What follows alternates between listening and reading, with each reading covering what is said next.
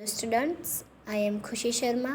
मैं आज आपको standard 8 chapter 5 coal and petroleum explain करूँगी। This is my part 2। Let's start. Coal gas. Coal gas is obtained during the processing of coal to get coke. Coal gas obtain होती है जब कोल को Coke में change करने की process चलती है, तब कोल गैस ऑब्टेन्ड होती है। Okay. It is used as a fuel in many industries situated near the coal processing plant. ये एक फ्यूल के रूप में यूज़ होता है बहुत सारे इंडस्ट्रीज़ में जो कोल प्रोसेसिंग प्लांट्स के नियर सिचुएटेड है। ओके। अब है petroleum. You know that petrol is used as a fuel in light automobiles such as motorcycles, scooters and cars. आपको पता है पेट्रोल एक फ्यूल के रूप में यूज़ होता है लाइट ऑटोमोबाइल्स में, जैसे कि मोटरसाइकिल्स है, स्कूटर्स है, कार्स है। Okay. Heavy motor vehicles like trucks and tractors run on diesel.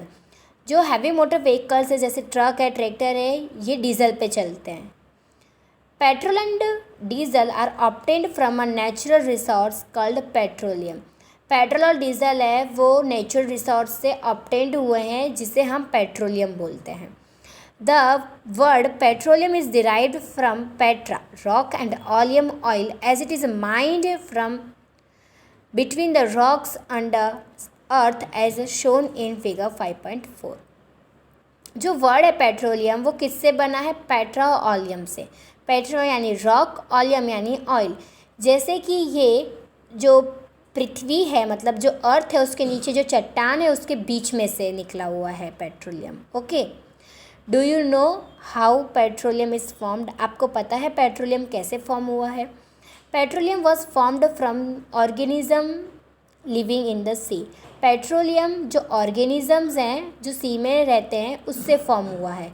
As this organism died their body settled at the bottom of the sea and got covered with layers of sand and clay.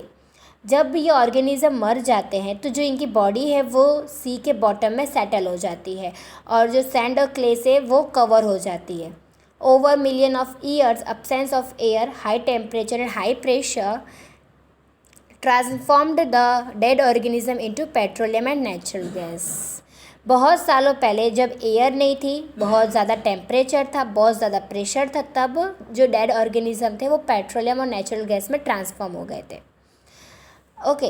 It shows the deposits of petroleum and natural gas. You see that the layer containing petroleum oil as gas is above that of water. आपने देखा जो layer contain कर रही थी petroleum और oil, और जो gas था वो वाटर से ऊपर था। यहाँ पर देखो, ये वाटर से ऊपर ऑयल और गैस है। यहाँ वेल्स है, यहाँ गैस है, ऑयल है, फिर लास्ट में वाटर है।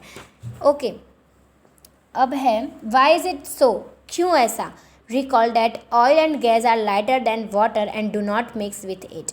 हम ऐसा भी कह सकते हैं कि जो ऑयल है और गैस है वो पानी से हल्के हैं, जो उसमें मिक्स नहीं हो सकते। The world's first oil well was drilled in Pennsylvania USA in 1859। जो वर्ल्ड का फर्स्ट ऑयल वेल कहाँ ड्रिल हुआ था? पेंसिल्वेनिया में, जो USA में है, 1859 को।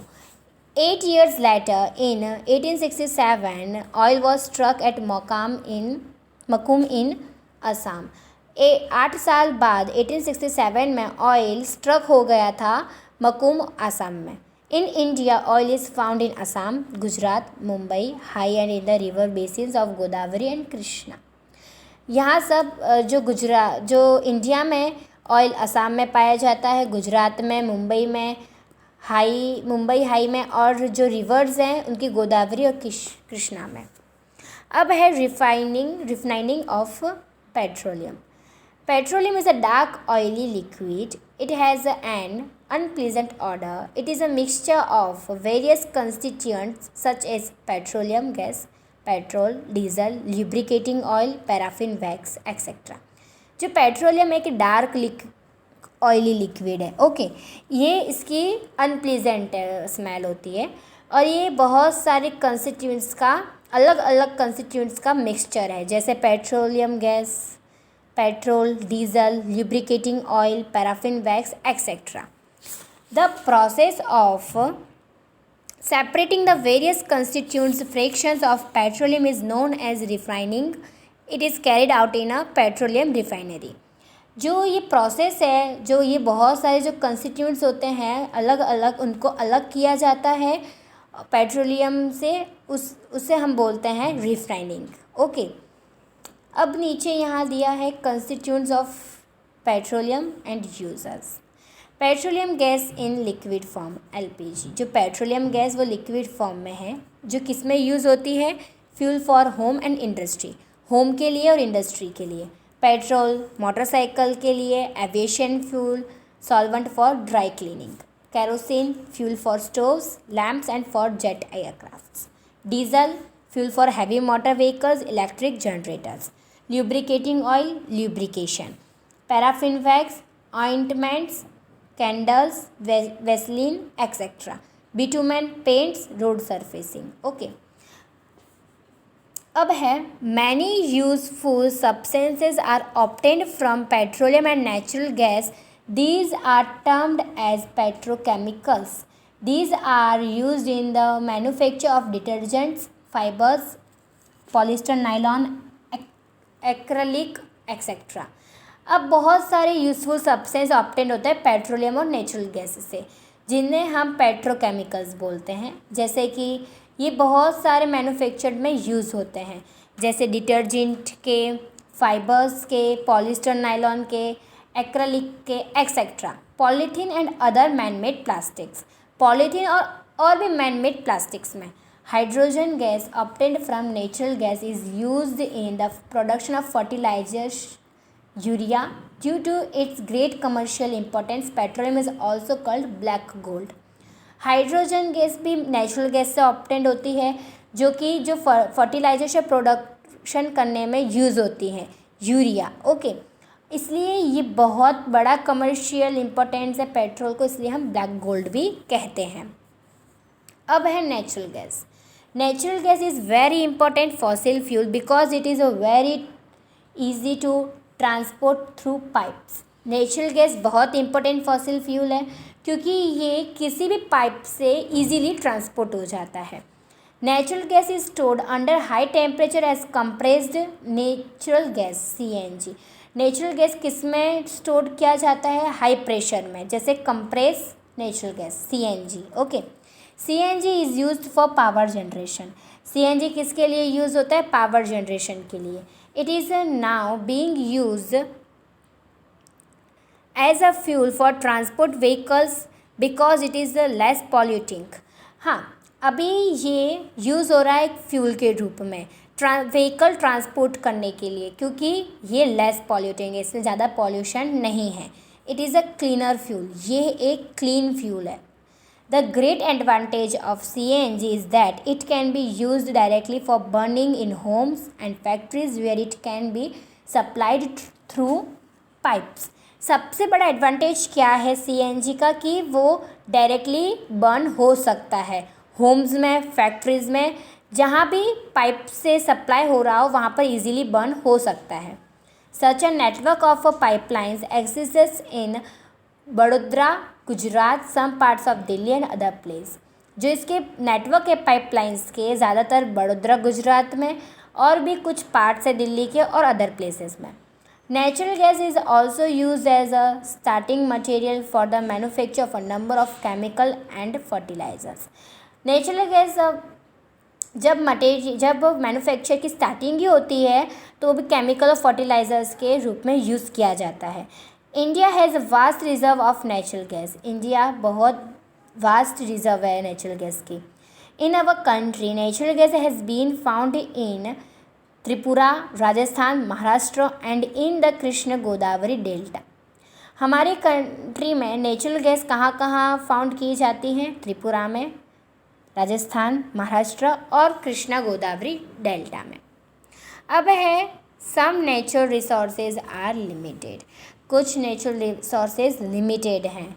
You have studied in the beginning of the chapter that some natural resources are exhaustible like fossil fuels, forests, minerals and etcetera.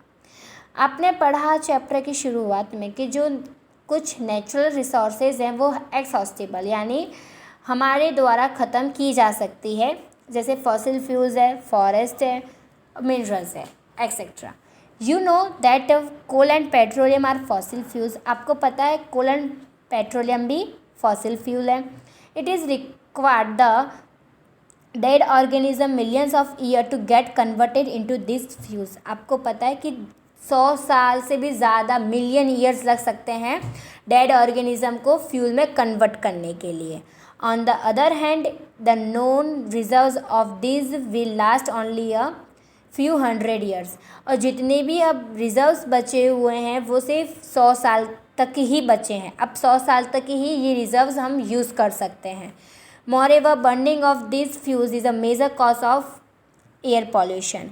और जो ये फ्यूल्स जल रहे हैं तो सबसे बड़ा कॉज किसे हो रहा है? एयर पॉल्यूशन को हो रहा है। Their use is also linked to global warming. इसके वजह से ग्लोबल वार्मिंग भी बढ़ रही है। It is therefore necessary that we use this fuels only when absolutely necessary. इसलिए हमें फ्यूल्स तभी यूज़ करना चाहिए जब हमें सबसे ज़्यादा ज़रूरत हो। These will result in better environment, smaller risk of global warming and their availability for a longer period of time। इसका ये रिज़ल्ट होगा कि इन्वायरमेंट भी बेटर होगा और जो हमारी ग्लोबल वार्मिंग की रिस्क भी कम हो जाएगी और जो इसकी मतलब 100 साल तक इसका टाइम है वो भी बढ़ जाएगा। ओके।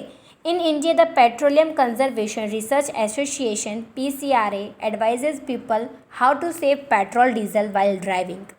There tips are. हमारी इंडिया में पेट्रोलियम कंजर्वेशन रिसर्च एसोसिएशन ने एडवाइस किया है लोगों को कि कैसे पेट्रोल और डीजल सेव किया जाए ड्राइविंग के वक्त। यहाँ पर कुछ टिप्स हैं। Drive at a constant and moderate speed as far as possible. जहाँ तक हो सके हमें ड्राइव कांस्टेंट या मॉडरेट स्पीड में ही करनी चाहिए। Switch off the engine at traffic lights और at a place where you have to wait. हमें इंजन बंद कर देना चाहिए जब ट्रैफिक लाइट्स में हो या फिर हम किसी का वेट कर रहे हो। Ensure correct tyre pressure. और हमें पक्का करना चाहिए कि जो टायर का प्रेशर है वो करेक्ट है। Ensure regular maintenance of the vehicle. और हमें हमारी व्हीकल का रेगुलर मेंटेनेंस भी देख लेना चाहिए। Okay, bye bye. और अगर आप चैनल पे नए हैं तो सब्सक्राइब ज़रूर कीजिएगा और लाइक भी।